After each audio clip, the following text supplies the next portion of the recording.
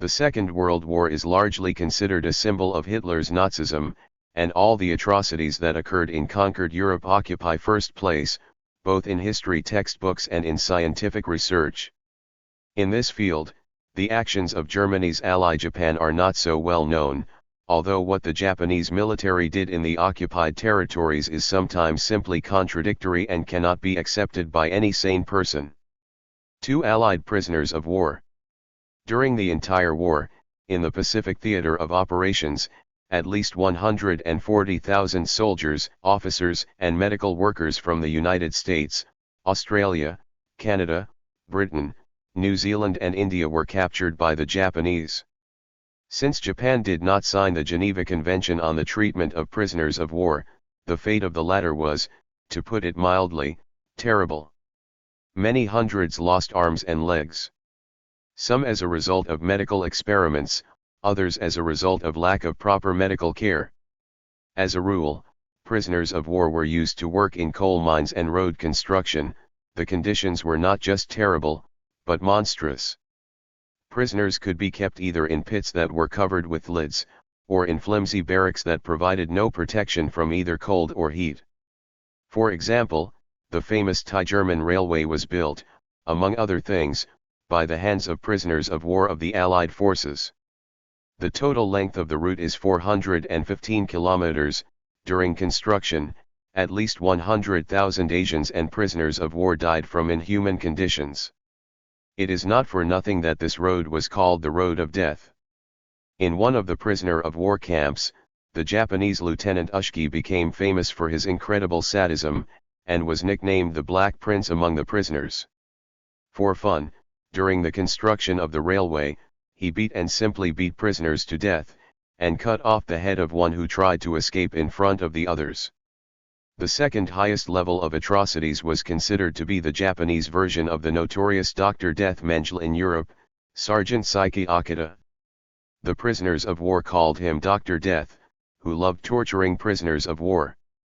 The sergeant preferred his most favorite method. A gallon of water was poured into the unfortunate man through the anus, and then Dr. Death began to jump on his stomach, swollen from the water. After such torture, no one survived. Some died in terrible agony right during the torture itself. And speaking about the conditions of treatment of prisoners of war, one cannot fail to mention how the Japanese treated prisoners immediately after their capture. During the so-called Battle of Hong Kong, the British, together with the Portuguese, Chinese and Asians, repelled the attacks of Japanese units for several days. Only just before the Christmas holidays, the defenders were surrounded on the Stanley Peninsula and taken prisoner. Immediately after capture, the wounded were not just killed, but butchered. Many were stabbed to death or bayoneted, and the Japanese destroyed the prisoners regardless of their affiliation and skin color, butchered everyone. The hardest hit were medical workers and citizens of Britain and China. All of them were brutally raped. Many died right during this inhumane act. The survivors were bayoneted, some had their heads cut off. Therefore, it is not surprising that when the scales of war tipped towards the Allied troops, it was not the Americans, nor the Canadians, nor other Allied troops who stood on ceremony with the Japanese. And despite all the cruelty of the treatment of the prisoners, I would like to answer that they did not jump on their stomachs and did not cut off their limbs. The fate of captured Koreans. Unfortunately, this moment in the history of World War II is practically unknown to anyone. However, what the prisoners of a concentration camp created specifically for people of Korean nationality experienced also amazes the imagination of any normal and adequate person.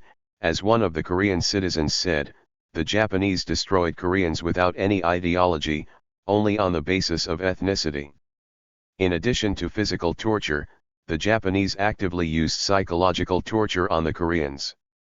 So in the basement where the unfortunates were tortured, there were cells on the level below where the prisoners had to sit motionless in the lotus position. At the same time, the screams of the tortured people, thanks to special acoustics, were perfectly audible. And the Japanese tortured, to put it mildly, more than cruelly. They pulled out nails with special devices, beat off men's organs, amputated fingers and entire limbs, cut off ears and noses. In addition to the unbearable working conditions, special systems of punishment for any correctness were developed for Koreans in the concentration camp. The simplest was to place the guilty person in a coffin, which was hammered and placed upright. At the same time, the coffin was in a room where not a sound could be heard. As a result, the unfortunate people, having been there for several days, ceased to understand whether he was still above the ground, or whether he had been buried a long time ago, leaving a small air supply somewhere, and it is not surprising that, as a rule, such torture led to fairly rapid insanity. Another method of punishment was the barrel. A prisoner was placed in it and left for several days. However, despite the apparent mercy of the punishment, it was terrible. The fact is that the inside of the barrel was studded with either sharp thorns or glass fragments. Therefore, any careless movement led to wounds, and sitting motionless from several hours to several days was a terrible torture.